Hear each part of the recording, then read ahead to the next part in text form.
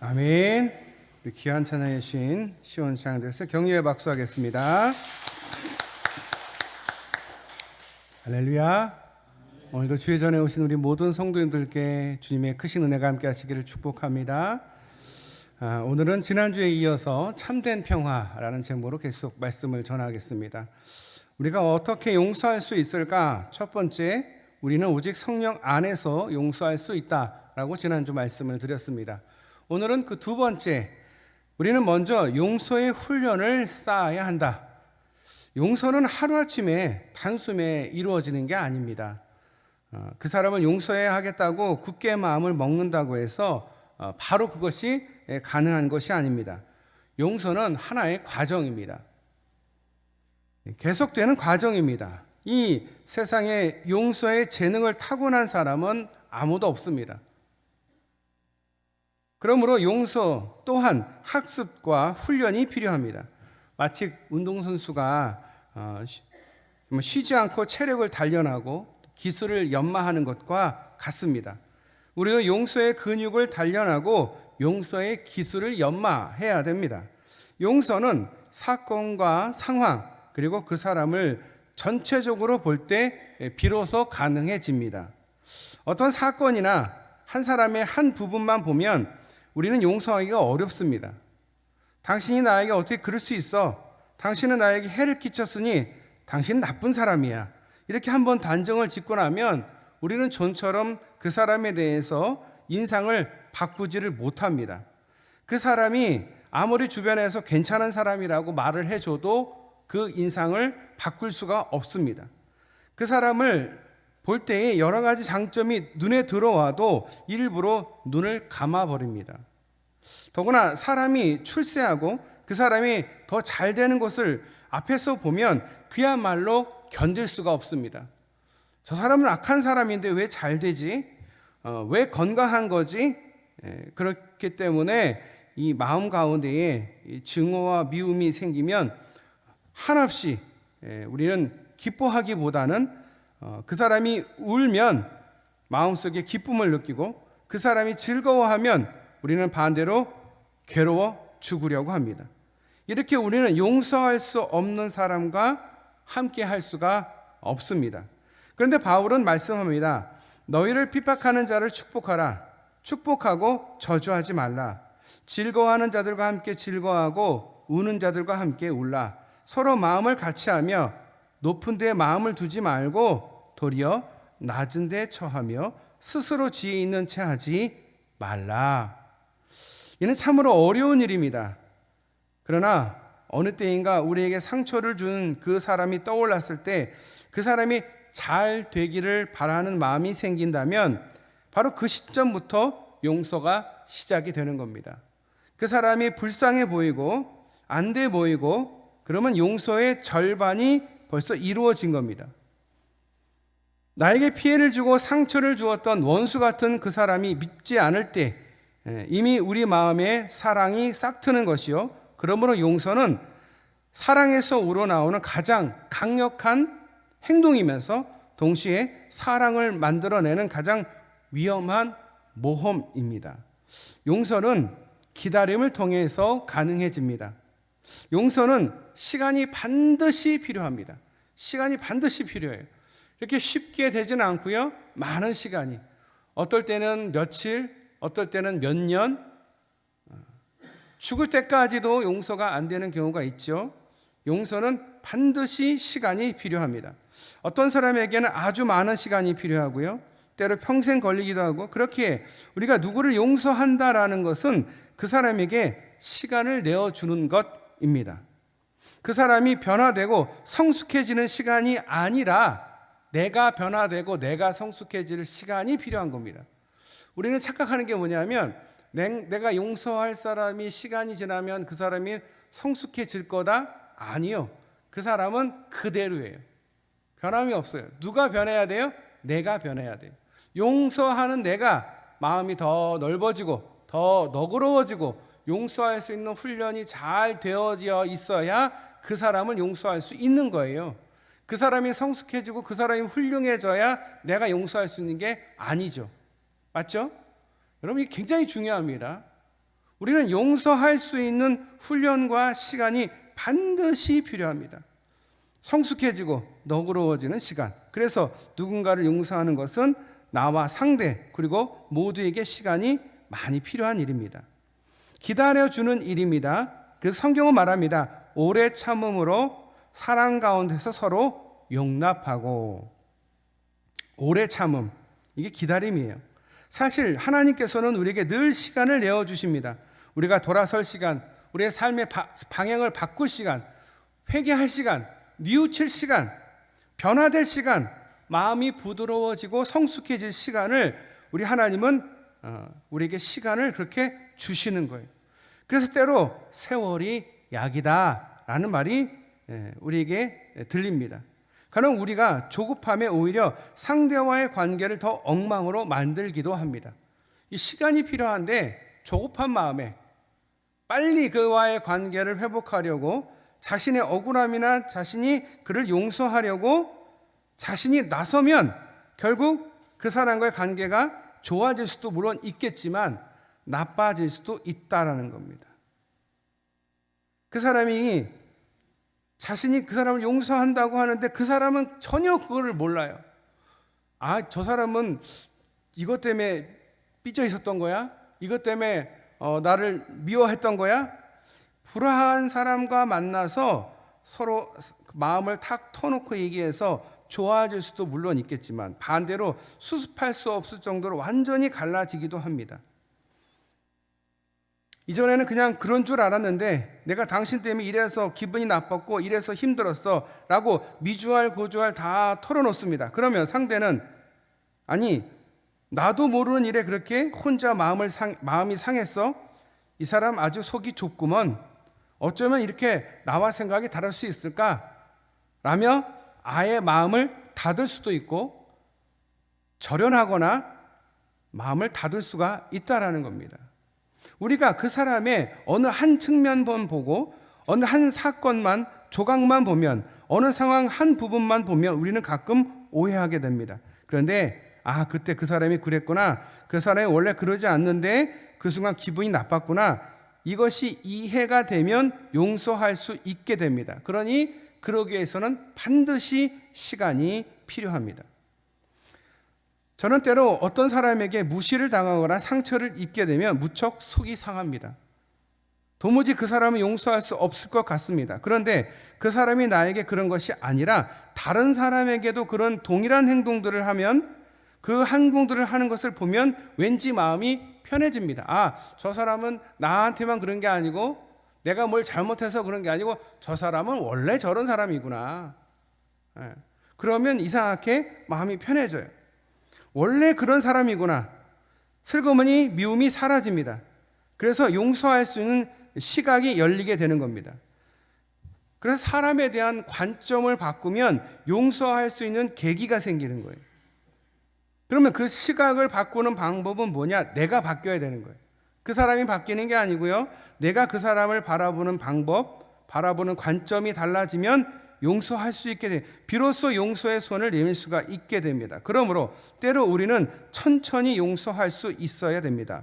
왜냐하면 용서에는 반드시 이해가 필요하기 때문에 그렇습니다. 이해가 되지 않는데 용서는 못하거든요. 물론 우리가 그 사람의 모든 것을 이해한다면 아예 용서할 필요가 없을 것입니다. 그러게 한번 조금씩 용서하라고 권합니다. 처음에는 안 되겠지만 조금 용서하고 이 용서가 쌓이면 진정한 용서가 가능하게 될 것이다. 어느 날 베드로가 예수님께 묻습니다. 그때 베드로가 나와 이르되 주여 형제가 죄를 범하면 몇 번이나 용서해 주리이까? 7번까지 하오리까?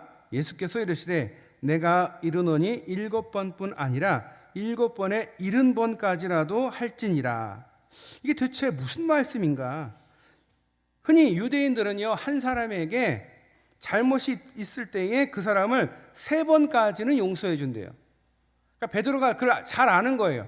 3번까지 용서해? 그러면 나는 7번까지 용서한다고 예수님한테 얘기하면 예수님이 좋아하시겠지?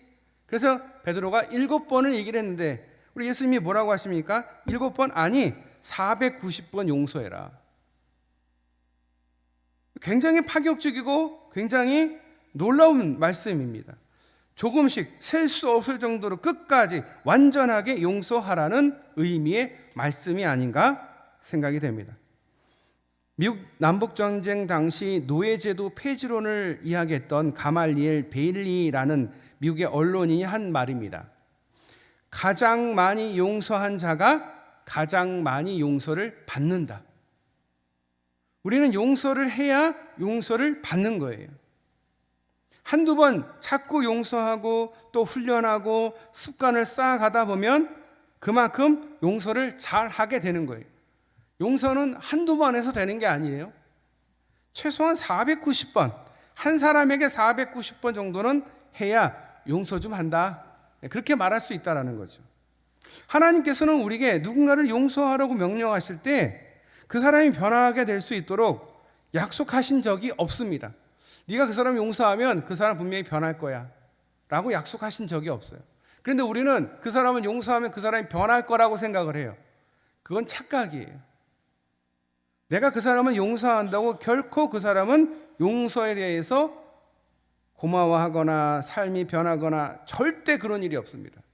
그러므로 우리가 한 용서의 결과는 우리의 주관이 아닙니다. 단지 우리는 그 결과를 하나님께 맡겨야 됩니다. 용서는 우리가 용서한 그 사람이 그 사람을 우리의 마음대로 조종할 수 있는 게 결코 아닙니다. 진정한 용서는 그 결과를 하나님께 맡기는 겁니다. 내 사랑하는 자들아, 너희가 친히 원수를 갚지 말고 하나님의 진노하심에 맡기라. 기록되었을 때 원수 갚는 것이 내게 있으니 내가 갚으리라고 주께서 말씀하시느니라. 내 원수가 줄이거든 먹이고 목마르거든 마시게 하라. 그리함으로 내가 숯불을 그 머리에 쌓아 놓으리라.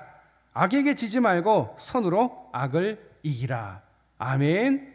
이 말씀 얼마나 귀한 말씀 아니겠습니까?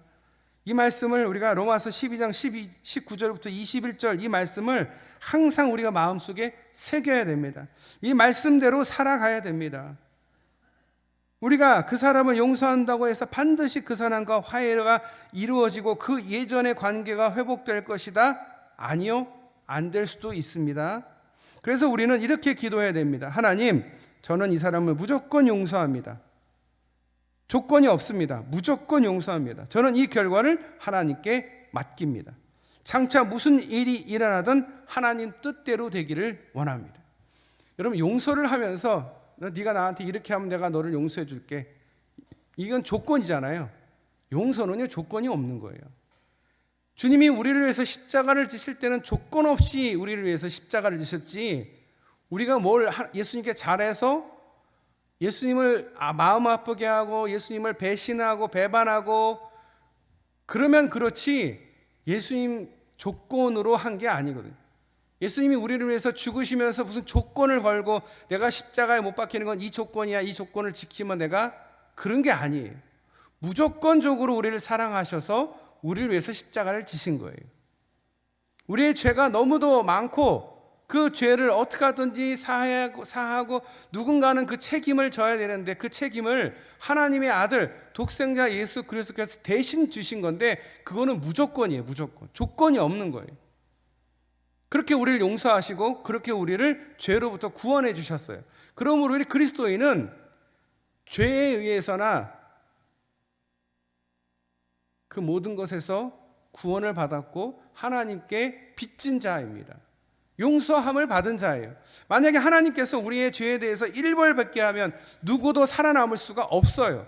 누구도 천국에 갈 수 있는 사람이 아마 없어요. 그런데 예수께서 무조건적으로 자신을 버렸기 때문에 우리가 이렇게 구원받고 우리가 이렇게 하나님 앞에 설 수 있고 하나님께 예배드릴 수 있는 은혜를 경험하게 된 것입니다. 우리가 뭘 잘해서 우리가 조건이 있어서가 아니라는 거예요. 무조건. 그러므로 우리도 용서할 때 무조건 용서해야 됩니다. 조건 없이 용서해야 됩니다.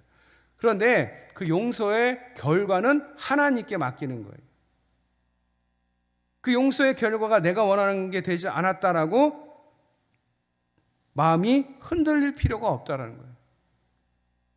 마지막 세 번째, 우리는 용서를 통해 평안을 누릴 수가 있습니다. 용서를 베푼 사람은 그 용서의 행위를 통해서 가장 먼저 혜택을 받는 사람입니다. 용서를 한 사람이 벌써 용서함으로 혜택을 받는 거예요.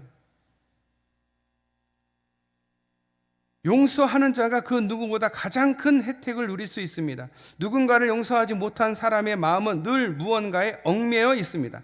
미움의 쇠사슬에 매여 있고 온종일 끊임없이 분노하고 적의를 품고 있습니다. 결국 자기가 만든 감옥에 자기가 갇혀 있는 것입니다.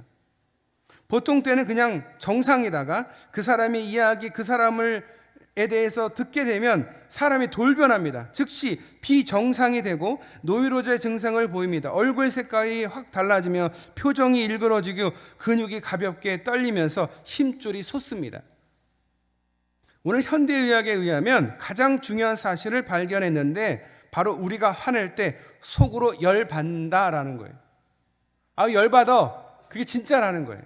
진짜 열받는데요. 세포가 실제로 열을 받아서 세포 주위에 둘러싸고 있는 전자들, 세포를 건강하게 지켜주고 있는 전자들이 떨어져 나가는 거예요. 왜? 열받으니까 붙어있지를 못하고 정신이 없이 다 이게 전자가 날아가는 거예요.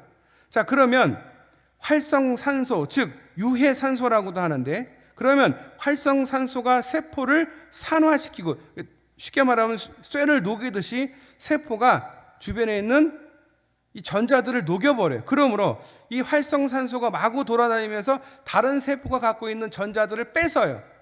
자꾸 뺏어요. 그러면서 네 전자 내 거야. 뺏고 또 뺏고. 그러면 점점 원래 원 크기가 0.1mm였던 것이 0.2mm, 0.5mm, 1cm, 2cm, 3cm가 되면 뭐가 돼요? 그게 바로 암덩어리가 되는 거예요. 암덩어리는 밖에서 들어오는 게 아니에요. 바이러스나 세균이 아니에요.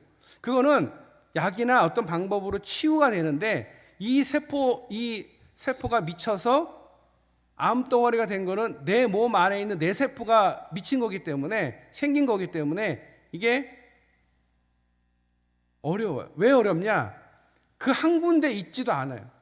이게 또 딴 데 가가지고 또 다른 데에 있는 전자들을 또 뺏고 자기가 혼자서 더 커지겠다고 그러면서 처음에는 위암이었던 게 폐암이 되고 췌장암이 되고 이게 암이 점점 퍼져나가는 거예요. 이게 암이 뭐가 무섭냐면 처음에 초기에 발견하고 절개를 하면 상관이 없는데 전이가 되기 시작하면 이젠 답이 없는 거예요. 오래 살지 못하는 거예요.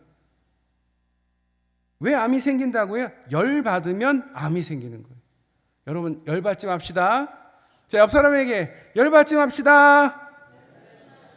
열받지 맙시다. 열받지 않아야 건강한 거예요. 여러분 뭐 맛있는 거 좋은 거 건강을 위해서 드시잖아요. 그럴 필요 없어요. 열받지만 않으시면 유쾌하게 사시면 건강해집니다. 병원 갈 일이 없는 거예요. 참 신기하죠? 세포가 돌연변이가 된다는 거 이해가 잘 안 되는데 그렇게 된대요, 여러분. 어느 부흥회에서 강사님이 이런 질문을 하셨대요. 여러분 가운데 용서하지 못한 사람이 한 사람도 없는 분이 계시다면 손 들어보세요. 자, 그러자 맨 앞자리에 앉으신 가장 나이 많으신 장로님께서 손을 드시더라는 거예요. 그래서 강사님이 다소 의아하면서 정말 장로님은 이 세상에서 미워하는 사람이 한 분도 없으세요? 다 용서하셨어요? 그렇게 물어보니까 장로님이 뭐라고 하셨습니까? 그 장로님이 하시는 말씀, 그럼요. 그동안 내가 용서하지 못한 사람은 다 죽었답니다. 다 죽었대요. 여러분, 그 사람은 죽어도 용서 못해 라고 하는 사람들은 꼭 자기가 먼저 죽습니다. 내가 내 눈에 흙이 들어와도 내가 그 사람 용서 못해. 근데 결국 흙이 들어가요. 죽었다는 얘기죠. 예. 여러분, 용서해야 돼요. 누구를 위해서? 나를 위해서. 그 사람을 용서하는 게 그 사람을 위해서가 결코 아니에요. 나를 위해서요. 여러분 용서가 안 될 때 그렇게 생각하세요.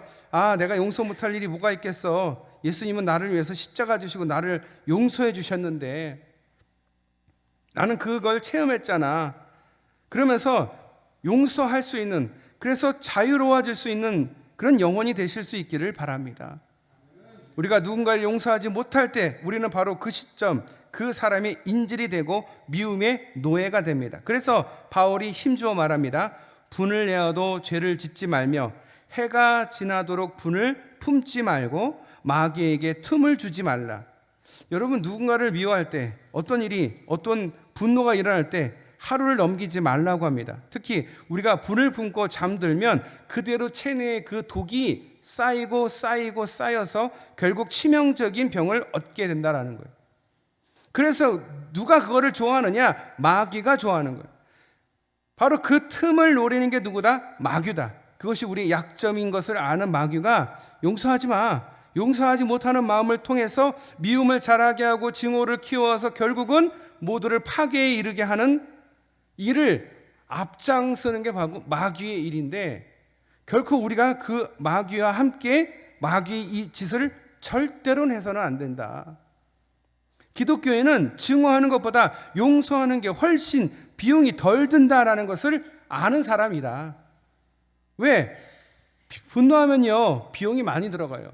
증오의 비용, 정신을 또 거기에 낭비해야 되는 비용, 또 내 몸이 망가져서 내 몸을 고치는 데 비용이 들지 않습니까? 그래서 우리는 용서를 통해서 필요 없는 것에 낭비하지 않는 그런 그리스도인이 다 되실 수 있기를 바랍니다. 바울은 우리에게 권면합니다. 악을 악으로, 욕을 욕으로 갚지 말고 도리어 복을 빌라. 이를 위하여 너희가 부르심을 받았으니 이는 복을 이어받게 하려 하심이라. 아멘. 여러분, 욕 들으시면 어떻게 해요? 같이 욕하시죠? 그러잖아요. 또 아닌 것처럼 또 이렇게 욕 들으면 또 같이 욕을 해요. 같이. 근데 우리 바울이 뭐라고요? 욕 들으면 욕 갚지 말래요. 그냥 복을 빌어줄래요.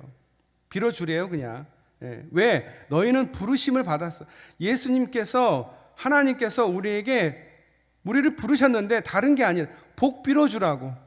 너를 악하게 하고 너를 욕하는 자에게 복을 빌어주라고 우리를 먼저 부르셨대요. 하나님, 이 수많은 사람들 중에서 왜 우리만 하나님께서 부르시고 우리만 이렇게 하나님 앞에 있습니까? 우리가 바로 그 욕을, 그 악을 복으로 바꾸는 그 역할을 하라고 우리를 부르신 거예요. 그래서 우리에게 먼저 복을 주시고, 그래서 그 복으로 그 사람들을 미워하고 그 사람들하고 똑같이 하지 말고 그 사람들에게 복을 빌어줘라. 네가 갖고 있는 복을 나눠주고 불쌍하게 긍휼하게 여겨라. 욕하는 자와 똑같이 하지 말고 악하게 하는 자와 똑같이 하지 말아라. 참된 복은 용서하는 데서 온다라는 말씀입니다. 건강의 복, 평안의 복, 사랑의 복, 화평의 복을 누리기 위해서는 먼저 우리가 복을 빌어줘야 된다. 복을 빌어줘야 된다. 악을 악으로 갚지 말고 선으로 악을 이기라. 아무에게도 악을 악으로 갚지 말고 모든 사람 앞에서 선한 일을 도모하라. 할 수 있거든 너희로서는 모든 사람과 더불어 화목하라. 할렐루야. 여러분이 하실 일은 여러분이 있는 그 자리에서 화목하게 하는 거예요. 여러분이 있는 그 자리가 만약에 분쟁이 있고 싸움이 있고 다툼이 있는 자리라면 여러분이 바로 그 자리에서 그들을 화목하게 하는 일을 위해서 하나님이 여러분을 부르신 거예요. 너는 그 자리에 있는 이유가 거기들하고 그 사람들과 같이 편먹고 싸우라는 게 아니라 거기 있는 그 사람들을 화목하게 하게 하기 위해서 내가 너를 부른 거야. 너를 먼저 지옥에 갈 수밖에 없는 이 많은 사람들 가운데 너를 먼저 부른 이유는 그들을 화목하게 하기 위해서 너를 부른 거지, 그들과 똑같이 욕하고 똑같이 악하게 살라고 너희를 부른 게 아니야. 내가 그거 위해서 너를 위해서 죽은 게 아니야. 너를 위해서 십자가를 진 이유는 너희들이 모든 곳에 요소 배치가 돼서 그 자리에 있는 그 다툼과 미움과 악과 증오를 복을 빌어주면서 그 자리에서 너희가 선하게 그들을 이겨내고 화목하게 하기 위해서 내가 너를 먼저 불렀다라고 우리 하나님께서 말씀하고 계십니다. 이 사실을 아는 것에서 끝나는 것이 아니라 이 사실대로 믿고 이 말씀대로 살아가시는 저와 여러분 되시기를 축복합니다. 여러분, 혹시 아직도 용서가 안 되는 분이 계십니까? 용서는 당장은 되지를 않을 거지만 오늘부터라도 조금씩 여러분 용서하십시오. 조금씩 용서한다고 생각하세요. 단번에 내가 그 사람을 용서하겠다고 생각하지 마시고요. 그거는 교만이에요. 단번에는 되지 않아요. 여러 번 작은 용서가 쌓이고 쌓여서 결국 큰 용서가 된다라는 것. 여러분, 오랜 시간이 흘러가면 상처는 치유하게 되어 있습니다. 오랜 시간을 가다 보면 상처가 아물어지는 것처럼 우리의 마음 가운데 받았던 상처가 아물게 될 것입니다. 그러면 우리는 점점 용서할 수 있게 되는 것입니다. 우리는 성령 안에서 용서할 수 있습니다. 우리의 능력으로는 할 수 없지만 성령 안에서는 가능합니다. 하나님의 조건 없는 용서를 체험할수록 우리는 용서할 수 있는 능력을 얻게 됩니다. 그 사랑에 기대어 용서하고 또 용서하고 또 용서하는 저와 여러분 되시기를 축복합니다. 살아가면서 우리의 원수가 하나씩 둘씩 늘어나는 것이 아니라 점점 줄어나게 되기를 바랍니다. 어느 정치를 오래 하신 분에게 질문을 합니다. 정치를 어떻게 이렇게 오래 하셨어요? 그랬더니 그분이 하시는 말씀, 저는요 적을 만들지를 않았습니다. 어떤 일이 있어도 적을 만들지 않았어요. 적을 만들지 않아서 제가 이렇게 오랫동안 일을 하는 것 같습니다 라고 말씀하시더라고요. 여러분, 적을 만들지 말고요, 친구를 만들고요, 적이 될 것 같으면 여러분 용서하시고, 여러분 너그럽게 주님이 우리를 용서하신 그 사실을 기억하고 그곳에서 화목해 하는 그 사역을 감당하실 수 있기를 바랍니다. 우리의 삶이 복수국이 되어서는 안 됩니다. 원수가 없는 사람들은 평안을 누립니다. 한 번, 두 번, 7번, 그리고 490번 그 용서의 실천을 통해서 위대한 용서의 능력을 덧입게 되기를 축원합니다. 우리의 정서적, 신체적, 영적인 건강을 위해서입니다. 하나님께서 우리에게 용기를 주셔서 진정한 용서를 할 수 있도록 우리에게 힘 주시고 지혜 주시기를 위해서 항상 기도하시는 저와 여러분 되시기를 축복합니다. 기도하겠습니다. 하나님 감사합니다. 우리의 참된 평화는 오직 용서에서 온다라고 말씀을 통해서 또 배우게 됩니다. 하나님, 우리 주변에서 내가 참 용서하지 못하는 사람들이 있습니다. 아직도 용서하지 못하는 사람들이 있는데 조금씩 시간이 필요한데 그들을 조금씩 용서할 수 있게 하여 주시고 우리의 마음 가운데 주님 샬롬 평안을 허락하여 주시옵소서. 우리 가운데에 용서를 통해서 모든 사람들을 화목하게 하며 성령 안에서 그들을 더욱 사랑으로 용서하고, 하나님이 우리를 위해서 십자가에서 돌아가시고 우리를 위해서 무조건적으로 사랑하신 그 사랑을 내 삶 가운데 실천할 수 있도록 주님 도와주시옵소서. 우리 성도들 가운데 마음에 용서의 마음을 갖게 하여 주시기를 간절히 소원하며 우리를 구원하신 예수님의 이름으로 기도드려옵나이다. 아멘.